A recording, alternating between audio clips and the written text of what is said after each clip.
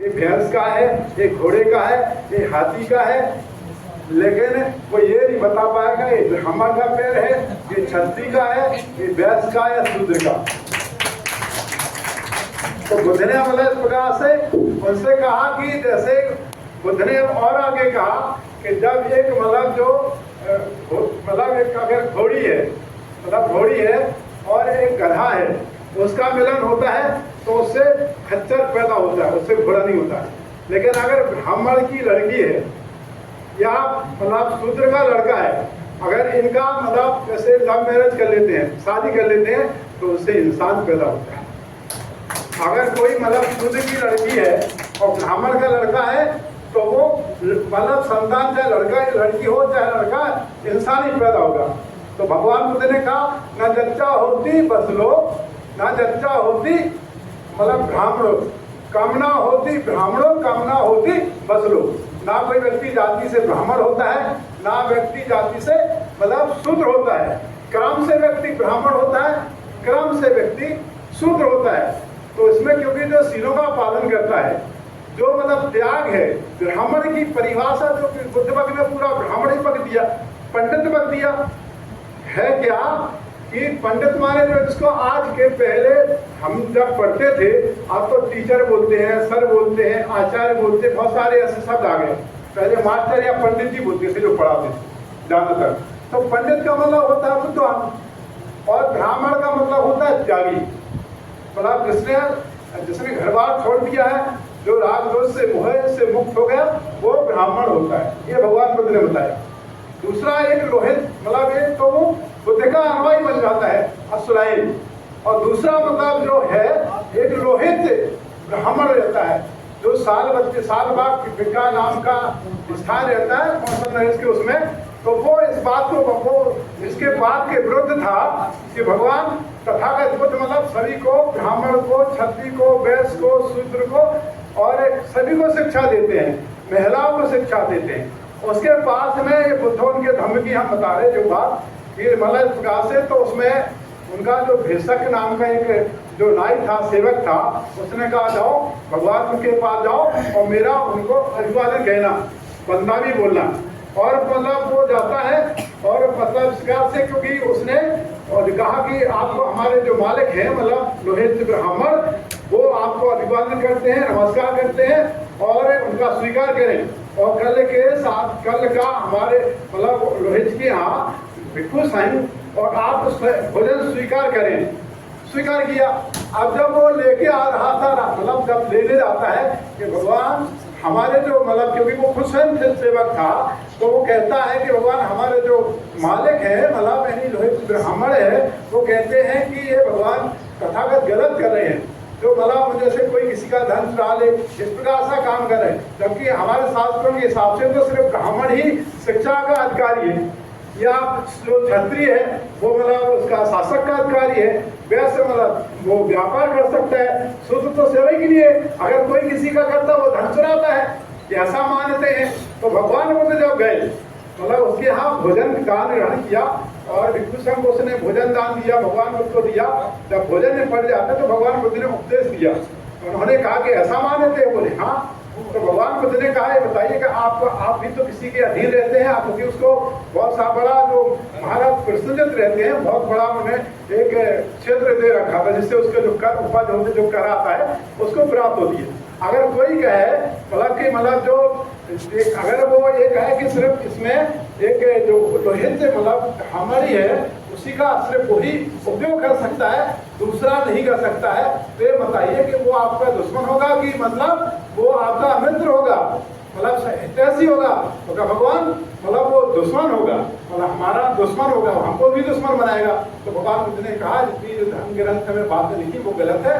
हर किसी को, कोई ब्राह्मण है, क्षत्रिय है, वैश्य है, शूद्र है, अगर कोई मतलब जैसे आग है, चाहे आग लकड़ी की हो, चाहे कंदी की हो और चाहे चंदनी की हो, आग तो आ गई है, चाहे वो हमदा एक ही काम करेगी, किसी की हो। तो भगवान बुद्ध ने कहा कि अगर व्यक्ति किसी भी कुल में जन्म ले सकता है, लेकिन वो कर्मों के द्वारा बहुत महान बन सकता है।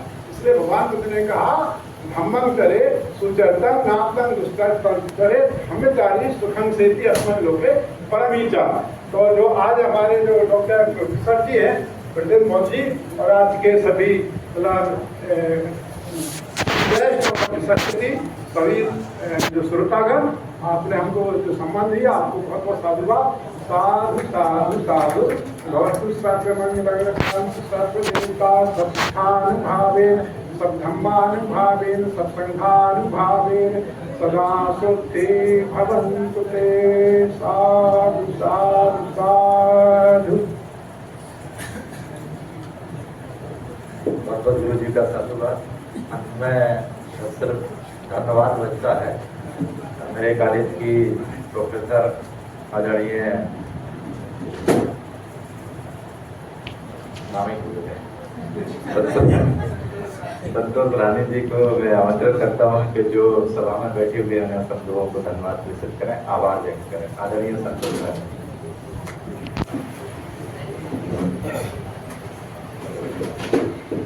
नमस्कार।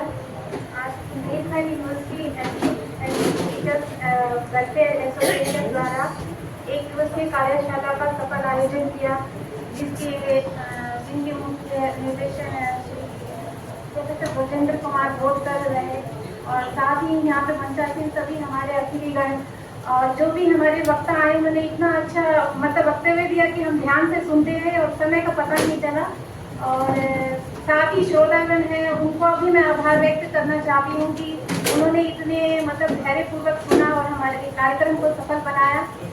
इसके साथ ही आप सभी को मैं आभार व्यक्त करना चाहती हूँ और इस सफल आयोजन के लिए बधाई देना चाहती हूँ। परम पूज्य गुरु जी कुमार करते।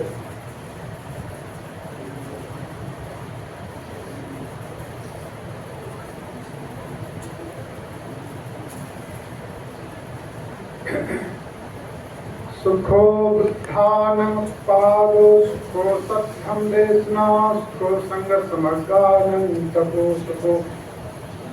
ये जो गाथा बोला गया है, इसमें कहा बुद्धों का उत्पन्न होना सुखकर है और उनके धर्म को श्रवण करना यानी सुनना सुखकर है, और संघ में एकता बनाए रखना सुखकर है, और एक साथ तप करना, तप का मतलब होता है कि अच्छे कार्य करना सुखकर है। क्योंकि समय हो चुका है और जो हमको बोलना था वो बहुत सारी बातें हमारे जो पूर्व आईजी साहब हैं लखनलाल जी ने बोल दिया है।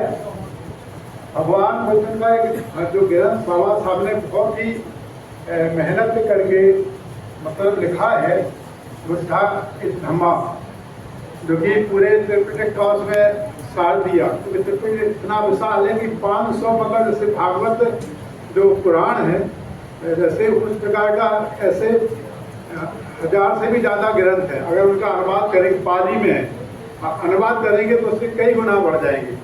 अपने यहाँ पारिशा में कम से कम अभी 100-150 रखे हुए हैं, पूरा भी उपलब्ध नहीं है।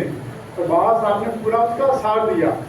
उसमें देखिए असलाइन सुख है, जो कि जाति पात के ऊपर बात की है कि ब्राह्मण मतलब असलाइन मतलब अपने किसी उसमें राजगृह में या उसमें जाता है, अपने मेहमानी में जाता आतिथ्य बन के। तो हर कोई जातिवाद के लिए यानी वो भगवान बुद्ध से विवाद कर चुके थे, कोई भी सफल नहीं हुआ। आखिर में असलाइन से कहा कि आप भी जा करके उनसे भगवान बुद्ध से मतलब जाति के संबंध में करो कि जो श्रेष्ठ है वो ब्राह्मणी है। उसके बाद आता है क्षत्रिय, उसके बाद वैश्य और शूद्र। तो बुद्ध के पास जाता है, वो कहता है कि हमारे जो धर्म ग्रंथ हैं, मतलब वो गया और बुद्ध से जो चर्चा की उसने नहीं कहा कि हम ऐसा कहते हैं हमारे जो धर्म ग्रंथ है या हमारा जो समाज है ब्राह्मण समाज है कि वो ब्राह्मण ही श्रेष्ठ है, क्योंकि वो ब्राह्मण के मुख से पैदा हुआ है। क्षत्रिय भुजा से पैदा हो गया, वैश्य मतलब घटा से और शुद्ध पैरों से। तो भगवान बुद्ध ने कहा कि जैसे कि जो एक शूद्र की जो स्त्री होती है, मतलब महिला होती है, पत्नी जो मतलब इस प्रकार से गर्भ धारण करती है, पहले वो मासिक धर्म से होती है, फिर पति पत्नी का मिलन होता है। मिलन के बाद मतलब वो 9 माह तक मतलब बच्चे को अपने पेट में रखती है, उसके बाद जन्म देती है और जन्म के बाद उसको रसपान यानी दूध पिलाती है। तो क्या एक ब्राह्मण की महिला या क्षत्रिय की महिला या वैश्य की महिला ऐसा तो नहीं करती है? ऐसा तो जिस प्रकार से एक शूद्र की महिला बच्चे को जन्म देती है, जिस क्रिया जो है विशिष्ट प्राकृतिक प्रक्रिया है, उसी प्रकार से क्षत्रिय की महिला भी और वैश्य की महिला भी देती है। तो भगवती कहते हैं कि उसके आगे कहा कि दासो हित्वा अरियो अरियो दासो। इसका मतलब होता है कि अगर कोई व्यक्ति जो युवान देश है, जो मतलब विदेश है, उसमें 2 ही वर्ग होते हैं, एक होता है अमीर और एक होता है गरीब। अगर कोई अमीर आदमी है, आपने भी देखा होगा कि बहुत सारे जो मतलब अलाल बोलते हैं अपनी बुंदेलखंड की भाषा में आलसी, जो प्रमादी है, अगर अलाल है प्रमादी है और वो रहा है तो आज वो मतलब नीचे आ गया। और बहुत सारे लोग गरीब हैं जिन्होंने मेहनत किया वो मालिक भी बन गए।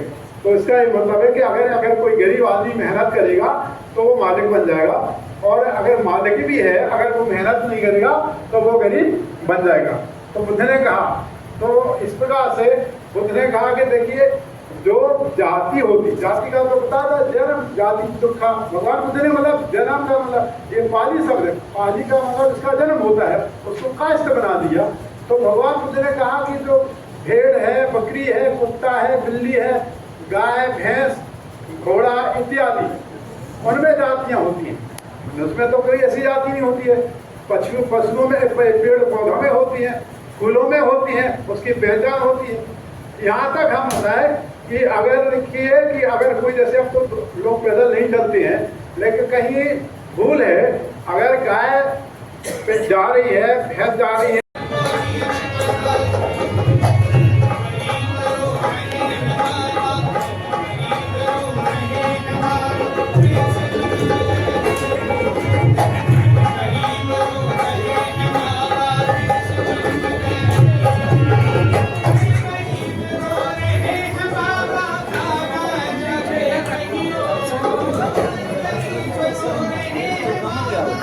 जी क्या चीज?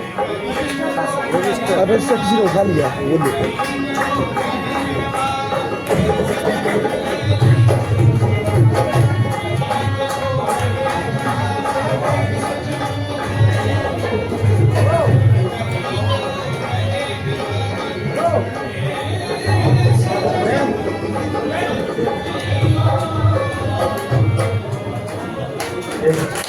संगीत के लिए